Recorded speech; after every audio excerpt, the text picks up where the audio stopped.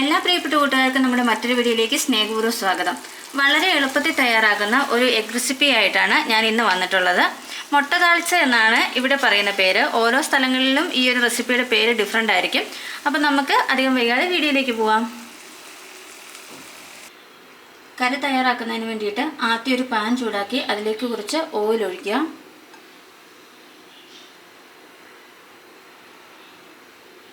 Oil ചൂടായി വരുമ്പോഴേക്കും അതിലേക്ക് കുറച്ച് കടുക് ഇട്ട് കൊടുക്കുക.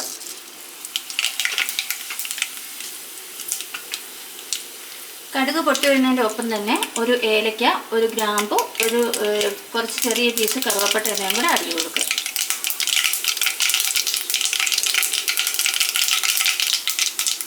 ഇതെല്ലാം ഒന്ന് പൊട്ടി വന്നു കഴിയുമ്പോഴേക്കും അതിലേക്ക് ഒരു 2 മീഡിയം പീസ് സവോള വളരെ ചെറുതായിട്ട് കൊത്തി അരിഞ്ഞത് ഇട്ടു. അതിലേക്ക് 1 ടീസ്പൂൺ ഉപ്പ്,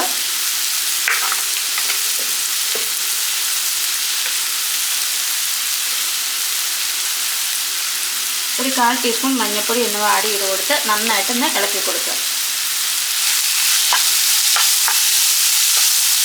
ഒരു 2 മിനിറ്റ് ഇങ്ങോട്ട് നന്നായിട്ടൊന്ന് ഇളക്കി കൊടുക്കണം. ഇതൊന്ന് വഴന്ന് വരണം. സവോളയും തക്കാളിയും ചെറുതായിട്ടൊന്ന് ഫ്രൈ ആയി വന്നിട്ടുണ്ട്. ഈ സമയത്ത് തീ ഒന്ന് ലോ ഫ്ലെയിമിലേക്ക് ആക്കിയതിന് ശേഷം അതിലേക്ക് ഒരു 4 teaspoon Kashmiri chilli powder add ചെയ്ത് കൊടുക്കണം.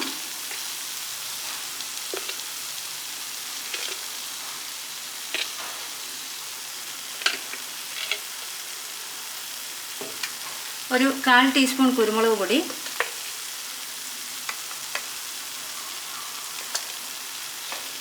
ഒരു 1/4 ടീസ്പൂൺ ഗരം മസാല,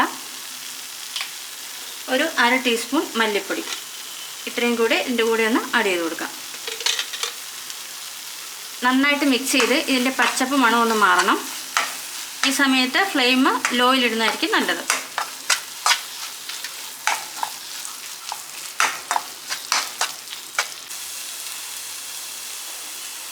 മസാലയുടെ പച്ചപ്പ് മണം ഒന്ന് മാറി വരുമ്പോഴേക്കും അതിലേക്ക് ഒരു 1.5 ഗ്ലാസ് വെള്ളം ഒഴിച്ചു കൊടുക്കുക.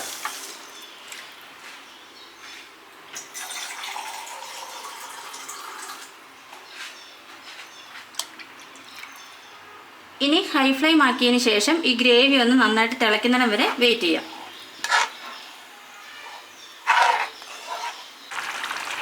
ഗ്രേവി നന്നായിട്ട് തിളച്ച് വന്നിട്ടുണ്ട്. ഈ ഒരു സമയത്ത് നിങ്ങൾക്ക് ഉപ്പ് വേണമെങ്കിൽ നോക്കിയിട്ട് ആഡ് ചെയ്ത് കൊടുക്കാവുന്നതാണ്. ഗ്രേവി നന്നായിട്ട് തിളച്ച് നിൽക്കുമ്പോൾ തന്നെ അതിലേക്ക് മുട്ട പൊട്ടിച്ചൊഴിക്കണം.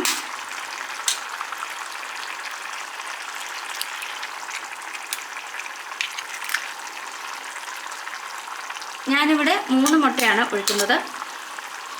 ഈ ഒരു വാവിസ്താരമുള്ള പാത്രത്തിൽ ഒരു 5 മുട്ട വരെ നമുക്കിതുപോലെ താളിച്ചെടുക്കാവുന്നതാണ്.